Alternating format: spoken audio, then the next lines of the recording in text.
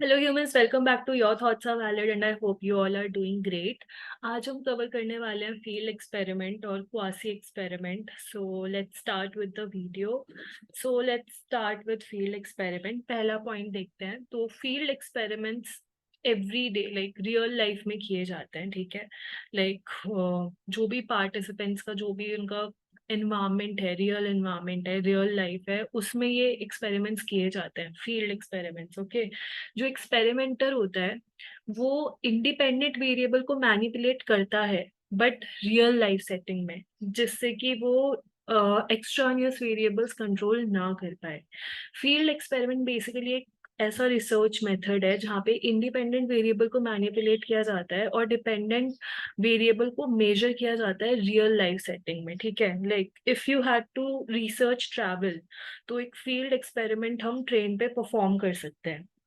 और या फिर एक कार या बाइक राइड हम एनालाइज कर सकते हैं स्ट्रीट्स में जाके। सिमिलरली अगर किसी को एक्सपेरिमेंट करना है स्कूल पे, स्कूल में जितने भी फिनोमेना होते हैं जो कि क्लासरूम के अंदर होते हैं या प्लेग्राउंड में होते हैं, तो वो वहाँ जाके ऑब्जर्व कर सकता है। और फील्ड एक्सपेरिमेंट का एक फेमस एग्जाम्पल है हॉफलिंग की हॉस्पिटल स्टडी, जो कि उसने ओबीडियंस पे की थी। स्ट्रेंथ क्या होती है फील्ड एक्सपेरिमेंट की? बिहेवियर जो होता है फील्ड एक्सपेरिमेंट में वो रियल लाइफ को रिफ्लेक्ट करता है, क्योंकि ये नेचुरल सेटिंग में किया जा रहा है। मतलब हायर इकोलॉजिकल वैलिडिटी होती है, एक लैब एक्सपेरिमेंट से ज्यादा होती है, क्योंकि लैब में एक्सट्रानियस वेरिएबल्स का बहुत ध्यान रखा जाता है, उनको भी कंट्रोल किया जाता है। बल्कि बट जब हम फील्ड एक्सपेरिमेंट करते हैं तो सिर्फ इंडिपेंडेंट वेरिएबल मैनिपुलेट किया जाता है। स्ट्रेंथ दूसरी ये है कि बहुत कम चांस होते हैं कि जो डिमांड करेक्टरिस्टिक्स हैं वो रिजल्ट को अफेक्ट करें, क्योंकि पार्टिसिपेंट्स को पता नहीं होता कि उनको स्टडी किया जा रहा है, ठीक है। Like demand characteristic is basically like जब आपको पता होता है कि आप पे कोई एक्सपेरिमेंट हो रहा है, तो आप प्रिपेयर्ड होते हो, अपना बेस्ट दिखाने की कोशिश करते हो, तो वो चीज़ अफेक्ट कर सकती है रिजल्ट को, जो कि लैब एक्सपेरिमेंट में होता है बट फील्ड में नहीं होता, बिकॉज लोगों को पता ही नहीं होता कि उन पे स्टडी हो रही है।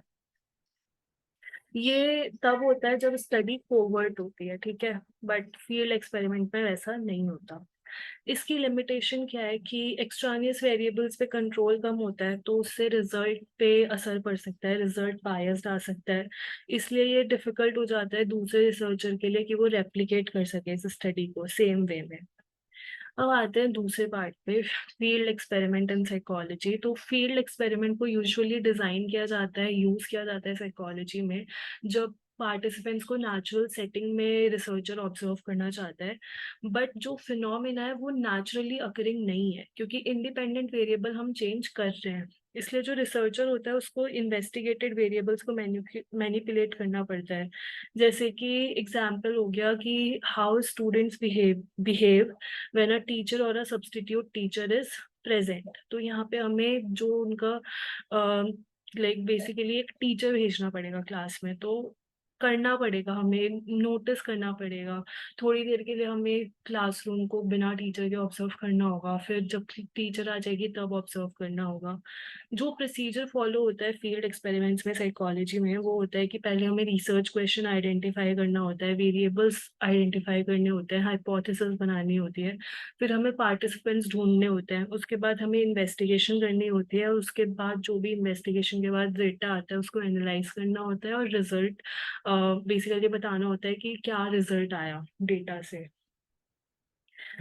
तो एक फील्ड एक्सपेरिमेंट का एग्जाम्पल जो कि हॉफलिंग वाला था वो हम यहाँ पे पढ़ते हैं। तो हॉफलिंग ने 1966 में एक फील्ड एक्सपेरिमेंट किया था ओबीडियंस इन्वेस्टिगेट करने के लिए नर्सेज में। जो स्टडी थी, उन्होंने 12 नर्सेज को रिक्रूट किया था एक साइकियाट्रिक हॉस्पिटल में नाइट शिफ्ट में। ऑल्दो उनको ये नहीं पता था कि वो उन पे स्टडी की जा रही है। शिफ्ट के दौरान जो डॉक्टर था, जो कि एक्चुअली रिसर्चर था, उसने नर्सेस को बुलाया और उनसे बोला कि वो अर्जेंटली एडमिनिस्टर करे 20 mg of drug to a patient, जो कि मैक्सिमम डोसेज का डबल होता है। मतलब जो भी मैक्सिमम डोज, बेसिकली जो मैक्सिमम डोसेज दी जाती है उसका डबल। तो जो डॉक्टर और रिसर्चर था उसने मतलब कि जो कि रिसर्चर था, जो डॉक्टर बन रखा था, उसने नर्स को बोला कि वो मेडिकेशन वो ऑथराइज करेगा मेडिकेशन एडमिनिस्ट्रेशन बाद में।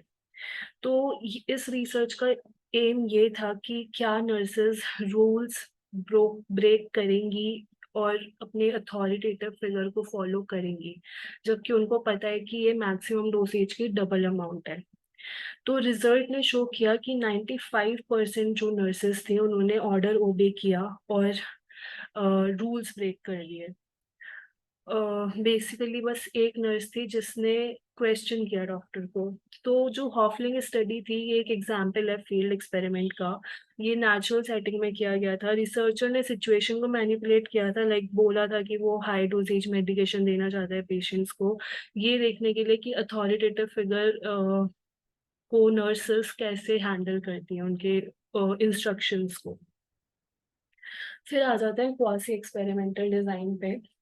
तो ये जो है ये लाइक अ ट्रू एक्सपेरिमेंट, जो क्वासी एक्सपेरिमेंटल डिजाइन होता है वो भी cause and effect relationship determine करने के लिए किया जाता है इंडिपेंडेंट और डिपेंडेंट वेरिएबल के बीच में। बट ट्रू एक्सपेरिमेंट की तरह क्वासी एक्सपेरिमेंट रैंडम असाइनमेंट पे रिलाई नहीं करता। बेसिकली सब्जेक्ट्स को असाइन किया जाता है ग्रुप्स में नॉन रैंडम क्राइटेरिया पे बेस करके। लाइक ट्रू एक्सपेरिमेंट में तो हम किसी को भी सब्जेक्ट बना सकते हैं, बट इसमें जो सब्जेक्ट होते हैं वो हमें चूज करने पड़ते हैं, उनको ग्रुप्स असाइन करना पड़ता है। क्वासी एक्सपेरिमेंटल डिजाइन जो होता है वो यूजफुल होता है उस सिचुएशन में जहाँ पे ट्रू एक्सपेरिमेंट्स नहीं किए जा सकते एथिकल रीजंस की वजह से या प्रैक्टिकल रीजंस की वजह से।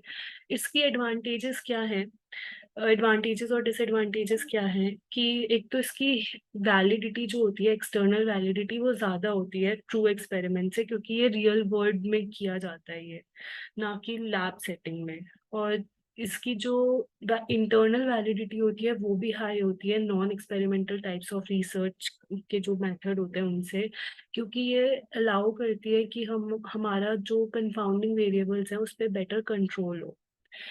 इसकी इंटरनल वैलिडिटी कम होती है ट्रू एक्सपेरिमेंट से, बिकॉज ये रैंडमाइजेशन के बिना हो रहा है। तो ये बहुत डिफिकल्ट हो जाता है वेरीफाई करना कि जितने भी कंफाउंडिंग वेरिएबल्स हैं वो उसके लिए अकाउंट करते हैं या नहीं। जो यूज होता है रेट्रोस्पेक्टिव डेटा का, वो ऑलरेडी कलेक्ट कर लिया जाता है दूसरे पर्पजेस के, जो कि कलेक्ट किया जाता है दूसरे पर्पजेस के लिए, वो इनएक्यूरेट हो सकता है, इनकम्प्लीट हो सकता है, या फिर उसको एक्सेस करना काफी डिफिकल्ट हो सकता है। So this was quasi experimental design. इसका हम एक एग्जांपल पढ़ लेते हैं। सो बेसिकली वो डिस्कवर की कुछ साइकोथेरेपिस्ट जो हैं क्लिनिक में, उन्होंने डिसाइड किया है कि वो नई थेरेपी ट्राई करेंगे, जबकि जो अदर है वो पेशेंट्स को सिमिलर वे से ही ट्रीट करेंगे जो भी नॉर्मल प्रोटोकॉल है उससे। तो you can use pre-existing groups to study the symptom progression of the patients treated with the new therapy versus those receiving the standard course of treatment. तो जो पहले से जो ग्रुप पे लाइक जो प्री एग्जिस्टिंग ग्रुप्स हैं हम उनको यूज कर सकते हैं ये देखने के लिए कि पेशेंट्स के सिम्टम्स में क्या बेटरमेंट आया है जब उनको न्यू थेरेपी से ट्रीट किया गया। और फिर देख सकते हैं कि जब उनको नॉर्मल प्रोटोकॉल के अकॉर्डिंग जो ट्रीटमेंट है उससे किया जा रहा था तब सिम्टम्स में क्या चेंज आ रहा था। जो तो इसमें क्या है कि जो ग्रुप्स हैं वो रैंडमली असाइंड है, लाइक कोई भी हो सकता है उनमें, बट अगर हम प्रॉपरली अकाउंट करें सिस्टमैटिक डिफरेंसेस के लिए उन दोनों के बीच में, तो हम reasonably confident you can be reasonably confident any differences must arise from the treatment and not other confounding variables। तो यहाँ पे बस ये है कि आपको ये पता होगा कि अगर सिम्टम्स में कोई भी डिफरेंस आ रहा है तो वो कंफाउंडिंग वेरिएबल्स की वजह से नहीं आ रहा, वो इसलिए आ रहा है क्योंकि ट्रीटमेंट चेंज किया गया है। ये जो पार्ट है ये एनसीईआरटी से लिया गया है डायरेक्ट, तो मैं एक बार ये बता देती हूँ। तो फील्ड एक्सपेरिमेंट्स क्या होता है, if a researcher wants to have high generalizability, basically अगर आपको जनरलाइजेबिलिटी बहुत ज़्यादा हाई पहुंचानी है तो या फिर ऐसी स्टडीज कंडक्ट करनी है जो कि लैब सेटिंग में पॉसिबल नहीं है, you should do field experiment, या फिर बेसिकली नेचुरल सेटिंग में जो एक्सपेरिमेंट किया जाता है वही फील्ड एक्सपेरिमेंट कहलाता है। तो हमें ऐसे ये तब चूज करना चाहिए जब हमें लैब में कोई एक्सपेरिमेंट हम नहीं कर सकते या फिर हमें जनरलाइजेबिलिटी हाई चाहिए। ये बहुत टाइम कंज्यूमिंग होता है और एक्सपेंसिव होता है फील्ड एक्सपेरिमेंट, और बहुत सारे वेरिएबल्स को मैनिपुलेट नहीं किया जा सकता लेबोरेटरी सेटिंग में। क्वासी एक्सपेरिमेंटेशन में क्या होता है, जो इंडिपेंडेंट वेरिएबल होता है उसको सिलेक्ट किया जाता है rather than varied or manipulated by the experimenter. Basically independent variable को बस सिलेक्ट किया जाएगा, उसको मैनिपुलेट नहीं, लाइक उसको एक्सपेरिमेंटर मैनिपुलेट नहीं करेगा, बस सिलेक्ट किया जाएगा कि ये इंडिपेंडेंट वेरिएबल है। जो क्वासी एक्सपेरिमेंट होता है वो अटेम्प्ट करता है कि वो मैनिपुलेट कर सके एक इंडिपेंडेंट वेरिएबल को नेचुरल सेटिंग में नेचुरली अकरिंग ग्रुप्स यूज करके। लाइक जो रिसर्चर है वो डायरेक्टली मैनिपुलेट नहीं कर रहा है इंडिपेंडेंट वेरिएबल को, वो नेचुरल सेटिंग में जो फिनोमेना हो रहा है उसी के बेस पे वो देखना चाहता है कि इंडिपेंडेंट वेरिएबल कैसे चेंज हो रहा है। और उस लाइक ये वो कैसे कर सकता है, एक्सपेरिमेंटल ग्रुप और कंट्रोल ग्रुप बना के। So thank you so much for watching this video. I hope field experiments and quasi experiments are clear to you now. You can be asked questions from this. पहले आ चुका है, quasi experiment से भी आ चुका है, field experiment से भी आ चुका है. So you can ask me anything if you have any doubt. So I will see you all in the next video. Thank you so much for watching.